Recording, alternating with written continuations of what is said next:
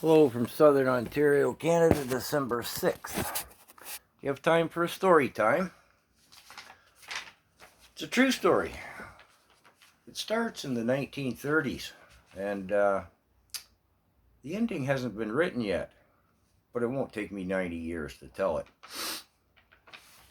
Now, in the 1930s, of course, there was that diminutive little fellow, that made such a mark on the world. Klaus Schwab's father and grandfather were both associates of that little fella. But I'm sure that's just irony. I mean, after all, Daddy Klaus Schwab refers to it as the Fourth Industrial Revolution, not the Fourth Reich. All right? However, during that little fellow's social programs, there was a pastor in Germany named Dietrich Bonhoeffer who was outspoken against. He was a pastor. He was outspoken against the little fellow's policies. So he ended up incarcerated, where he wrote what became known now as Bonhoeffer's theory of stupidity. How they were published and stuff, I don't know. I haven't done the whole story of Dietrich Bonhoeffer. I'm sure it's quite fascinating. However, as he was sitting there doing dead time, actually he would end up dead just 2 weeks before the camp he was in was liberated by the Americans. Hitler had decided he'd had enough of them. But the theory is where a leader bent on dominance needs the stupidity of the masses. And that it is not malice but stupidity that is our greatest enemy, really, as a society, because it allows a leader to propagate his theory, shall we say. Now, under some circumstances, people allow themselves to be made stupid. This is all part of Bonhoeffer's theory. Usually, you need a large group for this to happen. An individual who's kind of a loner sits back and looks at things and goes, oh, wait a minute, this isn't all adding up. But a group will talk themselves into it. I'm putting it in a Reader's Digest version here.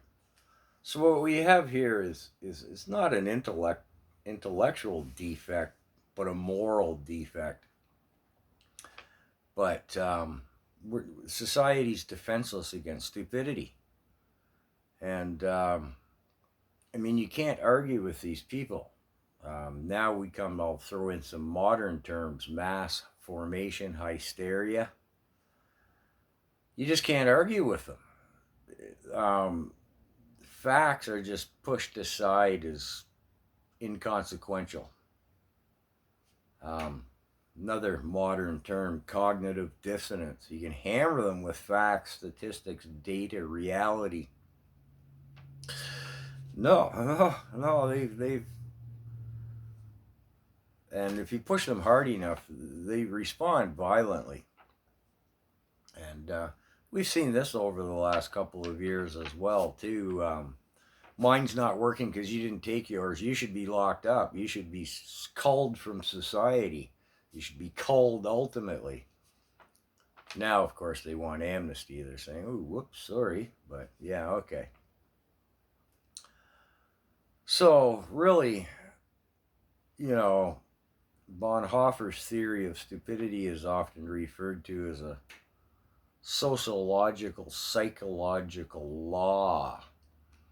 If you can take the masses, convince them to be scared of something, a common enemy, even if it's an imaginary enemy, like a panda that escaped from an Oriental zoo, just as an example.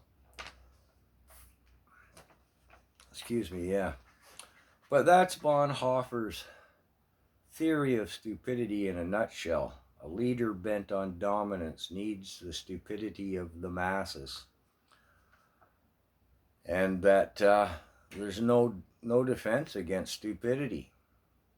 Well, he sure had it nailed, didn't he? I mean, we've seen that over the last 3 years.